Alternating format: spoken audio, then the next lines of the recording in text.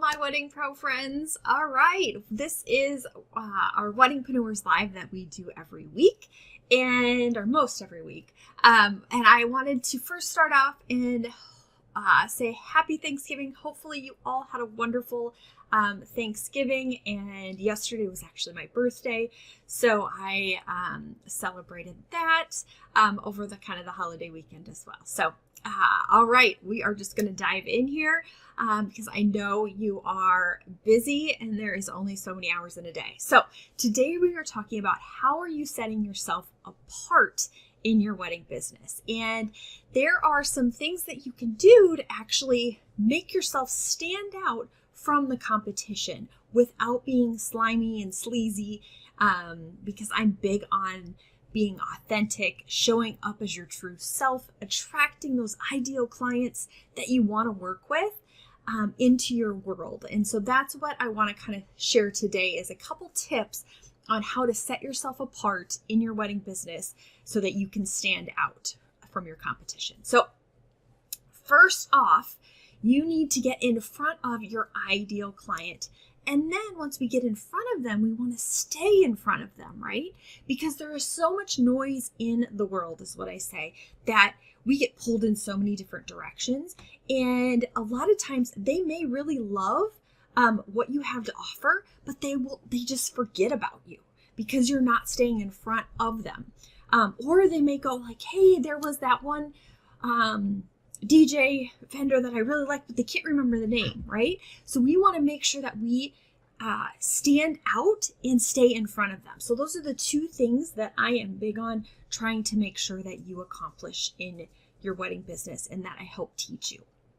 And so the two things that I want you to think on is to do with content. And I keep talking about content, but content is so important to building a successful wedding business, and especially in the wedding industry. So I know content is a word that we just go, oh, when we hear, because it is a struggle and it's frustrating for most people.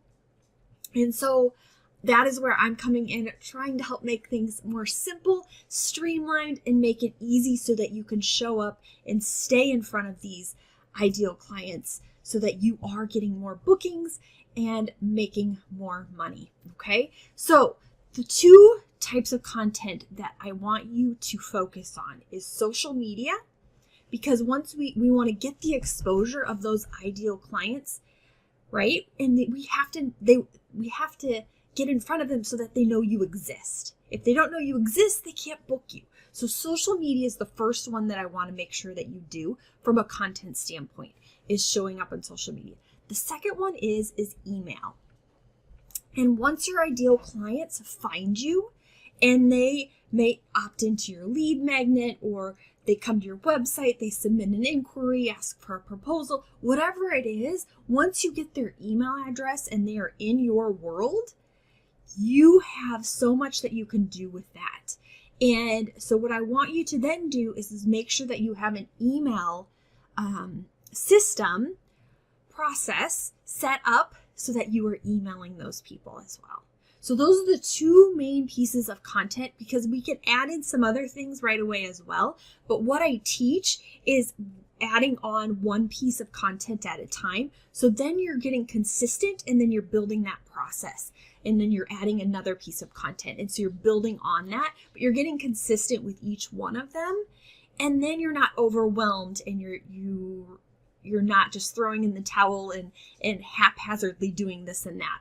So that is kind of what I teach. And so those are the two things that I want you to focus on. And so the first one is I want you to make sure for social media, so this is your first tip, to make sure for social media that you're posting at least three times a week on Instagram and Facebook, because you can actually, when you post, you can just have it feed to both. So, and I want you to make sure you're using 30 relevant hashtags, okay? So that is the first thing that I want you to make sure that you're doing. The second tip is I want you to send an email to your leads that have not booked yet, all right? So what's happened with this holiday is they have, these couples have just chatted with their family and friends over the Thanksgiving holiday and are looking to now secure their date for services. So what has happened is over, this has just happened, is we had 3 couples that reached out to us on Sunday that wanted to book our services. And they actually had contacted us over a month ago. Okay. So just because these couples aren't ready to buy right now doesn't mean that they don't want to book your services. And so we want to make sure we stay in front of those leads that you have in your world, but they haven't booked you yet. So what I want you to do is follow up with any leads that you have that has not booked you yet, because they probably chatted over the holiday about what their intentions are, what they want to do. And that way you'll pop back up. You'll be like, hey, just wanted to check in, see kind of how things were going with your planning. And you can then find out, where they're at. So that is the second tip that I wanted to give you today is to make sure that you send an email this week to all of those leads that you have on your list that haven't booked you yet. And just follow up in a non-slimy, sleazy way is how I'm always saying that. I want you to be genuine. I want you to show that you care in those emails and show value. So that is what I wanted to share with you today, is that I want you to set yourself apart. I want you to be able to get those clients into your world. And then I want you to be able to have, stay in front of those not ready to buy clients. Because a lot of times what I've seen now in the last couple of years is couples are taking a longer time to decide on vendors, and they're not deciding right away like they used to. So we need to make sure we have a process in place that's nurturing those leads and then keeping you top of mind.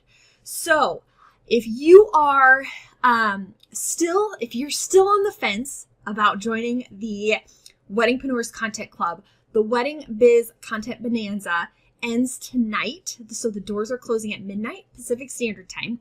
And that is where you can get access to my Wedding-Preneurs Content Club and over $1,000 in bonuses that I included for the Black Friday special, which we have going through tonight. And then I actually just added a new bonus yesterday, which is amazing. It is 550 real life wedding photos. So that way you don't have to use all those Canva photos. You'll have a whole new library of photos to use for your marketing.